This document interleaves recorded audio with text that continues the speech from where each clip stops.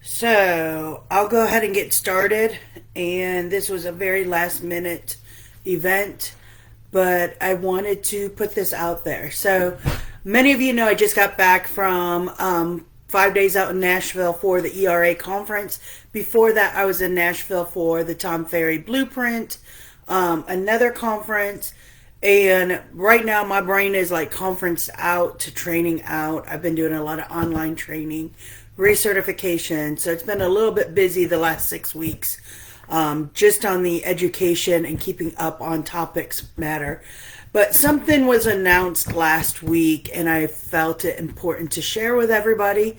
So if you don't know, the Federal Reserve announced a few weeks ago that they were going to be raising interest rates this year. We knew it was coming. Everybody predicted it. It was no big surprise. But what was a surprise, and I've even talked to several people that were not aware of this, is last week, I believe it was Monday last week, Jerome Powell announced that they predict they will be raising interest rates at least a quarter of a point at each of the remaining meetings this year. You guys, there are 6 remaining meetings. That means they will be raising interest rates at least 6 more times or 6 times total. They've already done it twice, so that's 4 more times. When we started the year, if I remember correctly, we were right around 3.5%. I know I refinanced both of my houses last year, and I'm right at 3% with those. 3 and 1/8, I think, is one of them. So interest rates last year were phenomenal. Historically, interest rates are still really low. When I bought my first house, it was 8%. When I got into real estate back in 2000, it was 6-7%. So going back to 6% doesn't seem like it would be that big of a deal. But when you're used to 3% interest rates, it can be a huge deal.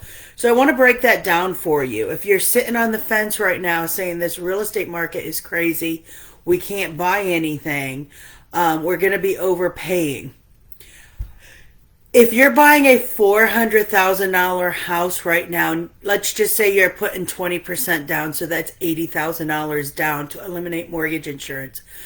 Your principal interest taxes, principal and interest only on $400,000 purchase with 80% or 20% down is going to be at 3.5% interest rate. Sorry, I'm going to take my glasses off because of the glare.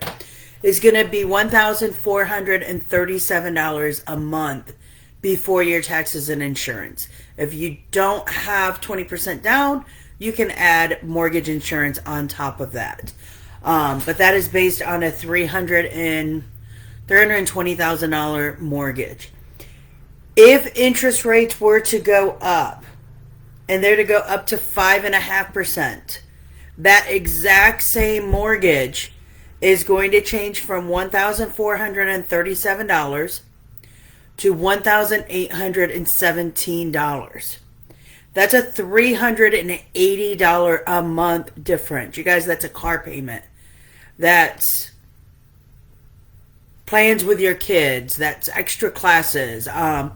That's food on your table. That's gas in your car. I know that's about what I'm paying in gas for mine right now with the increased gas prices. Breaking it down even further, if you pay $380 more a month because your interest rate is 5.5 instead of 3.5, you're now paying $9,120 more for the exact same house after 24 months. So if you look at a house and you have the money to buy something, and you look at the house and you say, all right, but I'm going to have to pay $10,000 over appraisal price. I'm going to have to pay $10,000 out of pocket over, what they're asking. If you keep that house for more than 2 years, you will probably be better doing that at a lower interest rate than going up to waiting until it goes 5.5%.